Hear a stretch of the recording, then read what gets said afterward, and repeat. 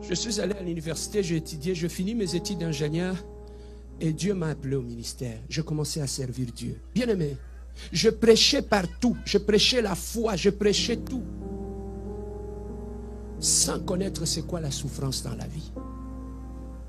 Jusqu'à ce que Dieu m'a dit, à un moment donné, Dieu m'a dit, Serge, la prédication là, c'est fini. Maintenant, tu vas vivre ce que tu prêchais aux gens.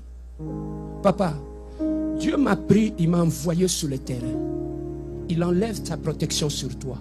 Il te voit comment tu vas agir. Frère, si je te montre, tu sais, Jésus est passé par la croix. Quand les disciples ont dit, prouve-nous que tu es passé par la croix, il n'a rien dit. Il a montré les signes sur ses mains. Frère, un vrai guerrier, le vrai témoignage de sa vie, ce sont les traces de balles et des blessures qu'il a eues dans la vie. Qu'il a eues dans la vie. À l'école de Dieu, lorsque Dieu te fait passer, il ne te sortira pas seulement avec un témoignage audible, mais tu sortiras de l'école de Dieu avec des traces. Dans une ville qui a connu des batailles, même quand il y a la calmie, lorsque tu regardes comme en Angola, quand tu regardes dans des villes où il y avait des batailles pendant Savimbi, tu vas trouver qu'il y a des immeubles qui avaient des traces de balles partout. Ça démontrait que sur cette ville-là, il y a eu des batailles. Frère, pourquoi je dis ces choses-là? Dans la vie, ne te moque pas d'une personne lorsque tu vois des traces de balles dans sa vie. Car tu ne sais pas le bataille qu'il a connu dans sa vie. Bien-aimé, quand Dieu m'a dit, Serge, descends sur le terrain, c'est que tu prêches aux gens, tu dois les vivre. Papa, ça fait couler les larmes. Tu as l'impression, tu as l'impression, tu pries, le ciel est fermé. C'est comme si Dieu ne t'écoute plus. Mais il te laisse sur le terrain, non pas pour te détruire, mais il te laisse sur le terrain pour t'amener à la maturité.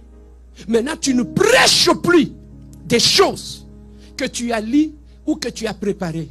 Maintenant, tu prêches des choses que tu as vécues. Mais tout cela, si je te parle de ces choses, un moment viendra où tu passeras à l'école de Dieu. Bien-aimé, l'école de Dieu, laissez-moi te dire, ça fait couler les larmes. Dans l'école de Dieu, tu connaîtras la solitude. Dans l'école de Dieu, tu connaîtras le rejet.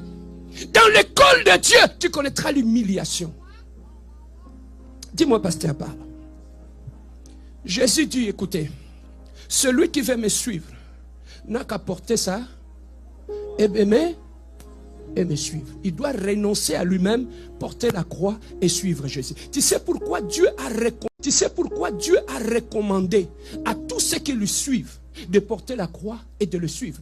Parce que tu ne peux pas marcher avec Dieu aussi longtemps que tu en vis. Parce que lorsque Dieu te plonge dans le processus pour t'amener dans le chemin de ta destinée, tu ne peux pas supporter ça quand tu es vivant.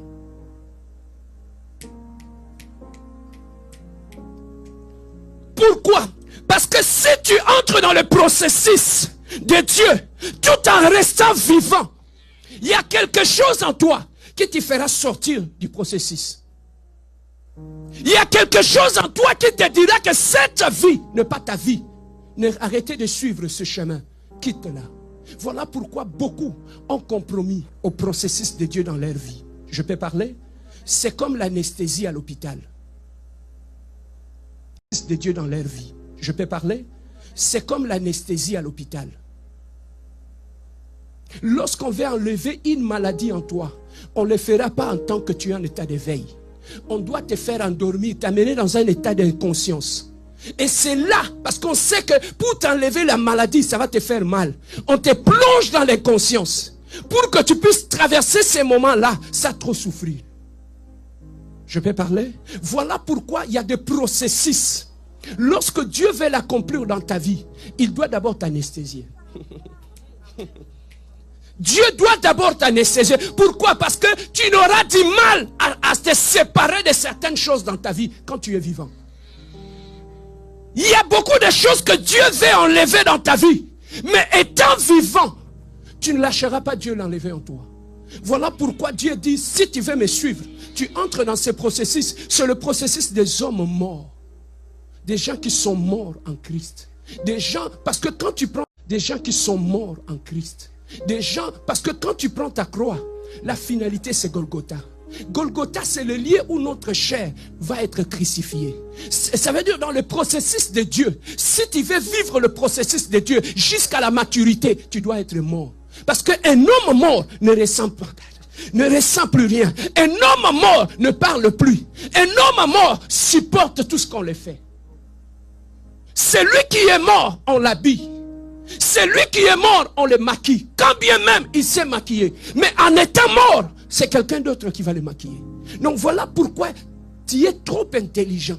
Tu es trop conscient de ta vie. Mais pour vivre le processus de Dieu, tu dois d'abord être mort. C'est cette étape-là que beaucoup de gens dans l'église n'aiment pas. Les gens veulent être bénis sans mourir dans le Seigneur. Les gens veulent être élevés sans mourir dans le Seigneur. Je peux parler? Bien aimé, même le mourir dans le Seigneur. Je peux parler?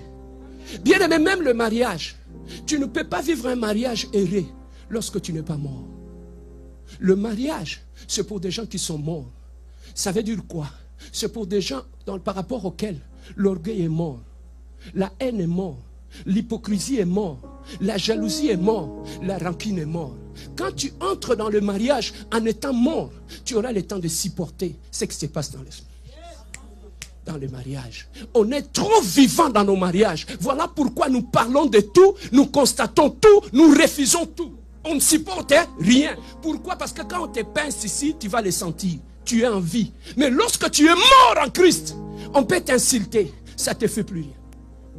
Dieu commence à te tuer d'abord avant de t'envoyer. Parce qu'il sait que là où il va t'envoyer, si les gens osent te tuer, tu es déjà mort. On ne tue pas d'une personne des fois. On ne tue pas une personne des fois. Voilà pourquoi je dis, moi, papa, je prends note, même quand je viens à la maison. Bien-aimé, je vous parle. Tu ne peux pas supporter le processus de Dieu si tu n'es pas mort. Voilà pourquoi Jésus dit, tu ne peux pas me suivre et supporter ce que je te demanderai si tu es vivant. Si je te demande ton Isaac, tu vas me le donner. Ton unique. Si je te demande de me donner ton honneur, tu vas me le donner. Je peux parler?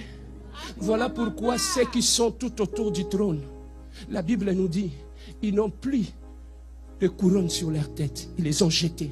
C'est que quand tu es dans la présence de Dieu, tu ne vois plus ton honneur. Tu jettes ta couronne. Tu cherches la gloire de Dieu. Jésus, Jésus, Jésus. Bien-aimé, celui qui cherche la gloire de Dieu dans tout, il est capable de tout lâcher pour la gloire de son Dieu.